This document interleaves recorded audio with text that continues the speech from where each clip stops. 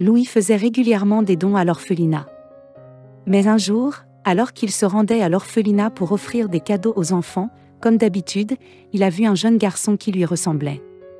Ce qui s'est passé ensuite va vous choquer. Louis a grandi dans un orphelinat et c'est la seule vie qu'il ait connue. Quelques semaines après sa naissance, il a été trouvé sur le pas de la porte de l'orphelinat. Il a été placé dans un panier de taille moyenne. Il y avait également une note dans le panier indiquant qu'il fallait lui donner le nom de Louis. Heureusement pour le pauvre garçon, le personnel l'a recueilli. Louis était un enfant intelligent et gentil qui allait à l'école avec les autres enfants. Bien qu'il soit habituellement assez réservé et facile à vivre, si l'un de ses camarades tentait de l'intimider, il se défendait et ripostait. La vie était difficile pour les enfants de l'orphelinat, qui devaient partager le peu qu'ils avaient entre eux. Les vêtements, la nourriture et les boissons sont des ressources rares que chaque enfant souhaite voir suffisantes pour tous.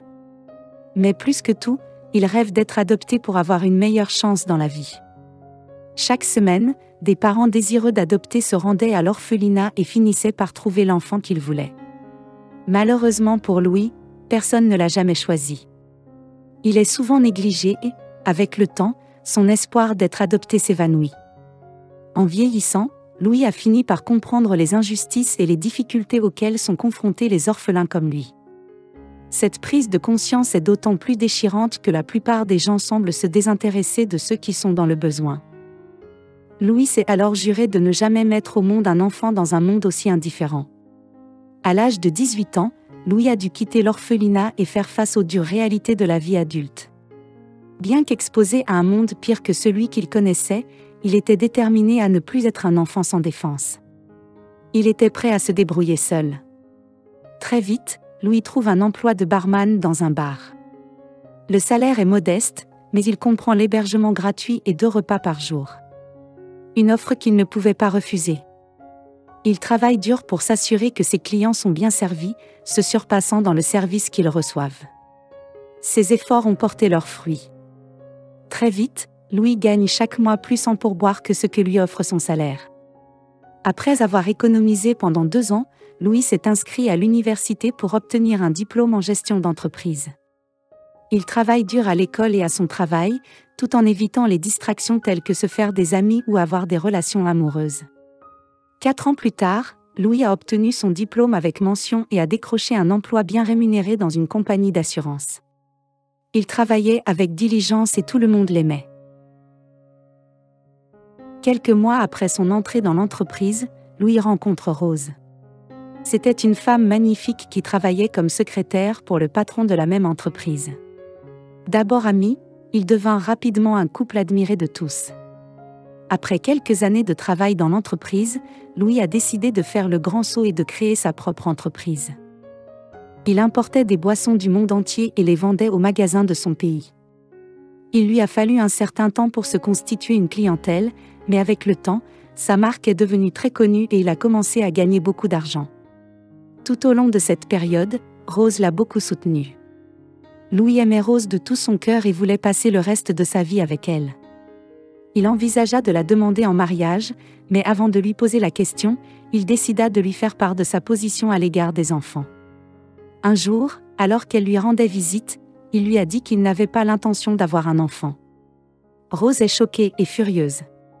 Elle n'en croit pas ses oreilles. Comment a-t-il pu lui cacher une telle chose pendant si longtemps ? Ce jour-là, elle quitta sa maison en colère et Louis ne la revit plus jamais. Malheureusement pour lui, tous ses efforts pour la rejoindre furent vains. C'était comme si elle avait disparu de la surface de la terre. Bien qu'il lui ait fallu un certain temps pour accepter qu'elle n'était plus dans sa vie, Louis a fini par accepter la réalité et a décidé de passer à autre chose. Il se consacre alors à son travail. Au fil des ans, il s'est lancé dans d'autres activités et a rapidement fait fortune. Malgré son succès et sa célébrité, Louis ressent un profond sentiment d'insatisfaction. Après un examen de conscience, il se rend compte qu'il doit rendre à la société ce qu'elle lui a donné pour s'épanouir. Il était tellement concentré sur la réalisation de ses objectifs qu'il avait oublié le projet qu'il avait fait il y a longtemps d'aider les moins privilégiés grâce à son nouveau but. Louis était déterminé à rendre la vie plus facile aux enfants orphelins. 19 ans après avoir quitté l'orphelinat où il avait grandi, Louis y est retourné. Il apporte des cadeaux et de la nourriture pour les enfants, qui sont acceptés gracieusement par la vieille matrone qui s'est occupée de Louis il y a 19 ans. Louis était sur le point de partir lorsque la matrone a fait remarquer que l'un des enfants de l'orphelinat lui ressemblait beaucoup. Avec un sourire, Louis l'a remercié avant de monter dans sa voiture. Avant de partir, il a promis qu'il reviendrait plus tard avec d'autres cadeaux. Un mois plus tard, Louis est revenu à l'orphelinat avec un camion rempli de cadeaux et de denrées alimentaires qui ont fait la joie de la matrone. Le matrone était ravi de le voir. Pendant qu'il déchargeait les fournitures, elle le prit à part et lui parla du garçon de 10 ans qui lui ressemblait étrangement. Elle lui demanda s'il aimerait rencontrer le garçon et, après de nombreuses discussions, Louis accepta. Louis et la matrone se dirigèrent vers la cour de récréation où jouaient les enfants. Une fois sur place, la matrone a appelé le garçon qui s'est précipité vers eux. Le garçon s'appelait Antoine, et la bouche de Louis s'ouvrit de surprise dès qu'il posa les yeux sur le garçon. C'était comme s'il voyait une version plus jeune de lui-même. Curieux, il pose de nombreuses questions sur le garçon, et la matrone se fait un plaisir d'y répondre. La matrone informe Louis que la mère d'Antoine est décédée tragiquement dans un accident 5 ans auparavant, le laissant sans tuteur. Sa tante n'était pas en mesure d'assumer la responsabilité de l'élever. C'est pourquoi elle l'a confié à l'orphelinat.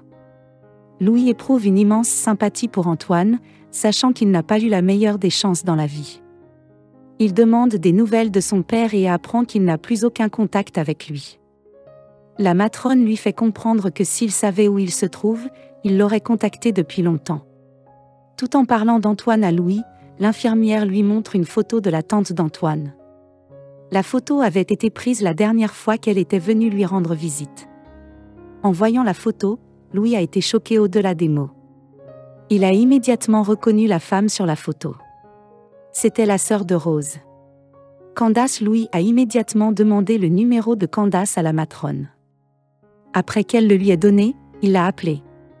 Ce qu'il a entendu au téléphone a brisé son cœur en 1000 morceaux.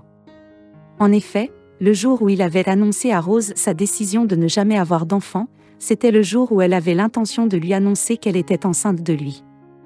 Cependant, après qu'il lui a fait part de son plan, elle n'a pas pu se résoudre à lui annoncer la bonne nouvelle. Puisqu'il ne voulait pas de bébé. Elle ne voyait pas l'intérêt de le lui dire. Elle pensait aussi qu'il ne serait pas un bon père.